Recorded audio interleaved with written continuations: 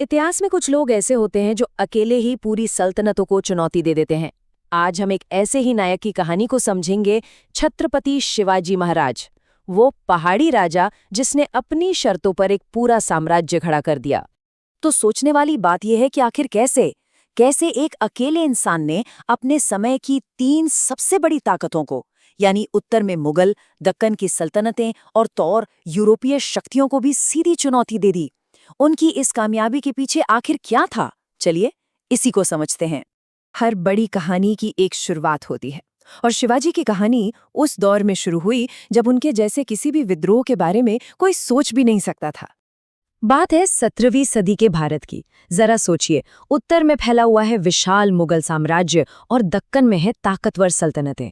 मतलब ऐसे माहौल में जहां हर तरफ बड़ी बड़ी ताकतों का कब्जा हो, वहां एक आजाद राज्य का सपना देखना भी लगभग नामुमकिन लगता था। और ठीक इसी माहौल में 1630 में शिवनेरी के किले में शिवाजी का जन्म हुआ। उनकी पहली गुरु थी उनकी मां जीजाबाई। उन्होंने शिवाजी को सिर्फ वीरों की कहानियां नहीं सुनाई, बल्कि उन कहानियों से उनके मन में न्याय, सम्मान और स्वराज, यानी अपना राज, इसके सपने का बीज बो दिया। और यही एक शब्द, स्वराज, उनकी पूरी लड़ाई, उनकी पूरी जिंदगी का मकसद बन गया। स्वराज का मतलब था अपना राज, एक ऐसा शासन जहां लोग बिना किसी डर और भेदभाव के सम्मान के साथ जी सकें। शिवाजी का हर फैसला, हर लड़ाई इसी एक विचार के लिए थी। तो एक सपने से हकीकत तक का ये सफर, ये तय कैसे हुआ? इसकी शुरुआत हुई किलों से। वो किले जो आगे चलकर उनके साम्राज्य की नींव बनने वाले थे।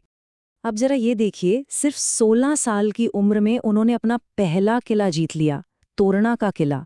ये सिर्फ एक जीत नहीं थी, ये उस क्रांति की पहली चिंगारी थी जिसने पूरे दक्कन में आग लगा दी।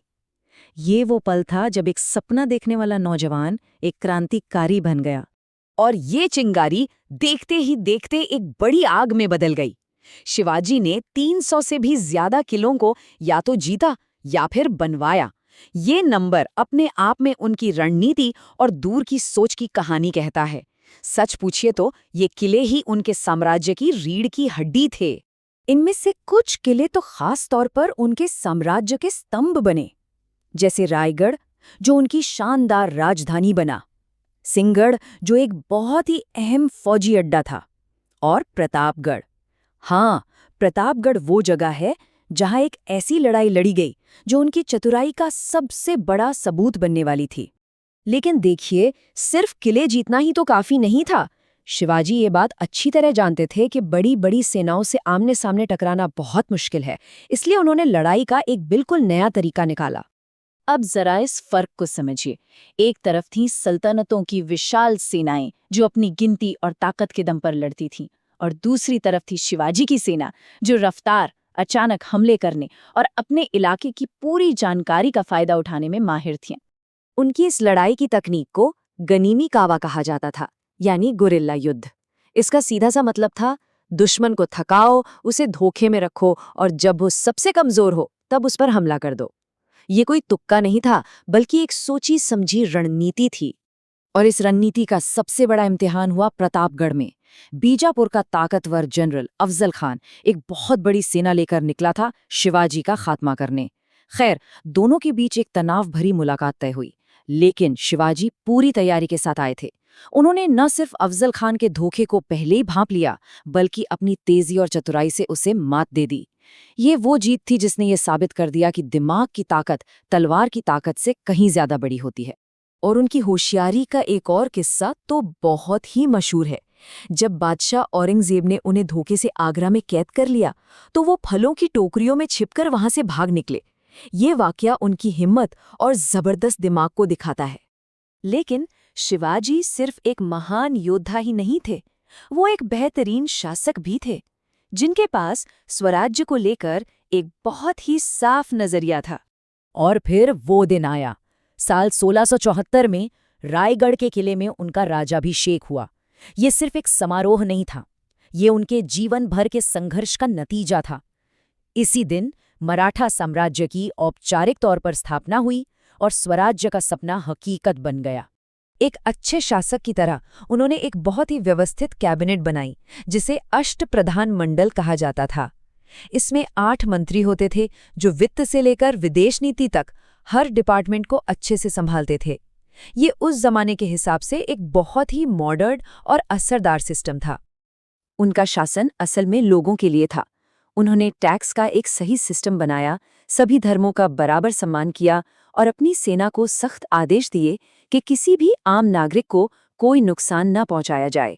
और सबसे बड़ी बात, उन्होंने भारत की पहली ताकतवर नौसेनाओं में से एक की नींव रखी, जो उस समय के लिए एक क्रांतिकारी कदम था। हर कहानी का एक अंत तो होता है, लेकिन कुछ कहानियां अपने पीछे एक ऐसी विरासत छोड़ जाती हैं जो कभी खत्म नहीं होती। ये टाइमलाइन उनके इस शानदार सफर को दिखाती है। 1630 में जन्म, सिर्फ 16 साल की उम्र में पहली जीत, 1674 में एक साम्राज्य की स्थापना और 1680 में उनका निधन। मतलब सिर्फ 50 साल की जिंदगी में उन्होंने इतिहास का रुख ही बदल दिया। तो उनका असली योगदान क्या था? ये लाइन उसे बहुत खूबसूरती से बताती है। उन्होंने सिर्फ एक साम्राज्य नहीं बनाया था, बल्कि अपने लोगों के मन में आज़ादी और आत्मसम्मान की एक भावना जगाई थी। उनकी विरासत महलों और किलों से कहीं ज्यादा बड़ी थी। और शायद यही वजह है कि उनकी कहानी आज भी इतनी मायने रखती है। उनके स्वराज्य के विचार ने सदियों बाद भारत के स्वतंत्रता सेनानियों को भी प्रेरणा दी।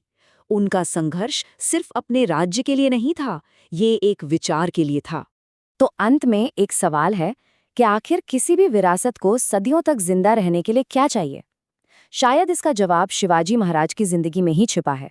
एक मजबूत विचार, कभी न टूटने वाला हौसला और अपने लोगों के लिए एक गहरी ईमानदारी।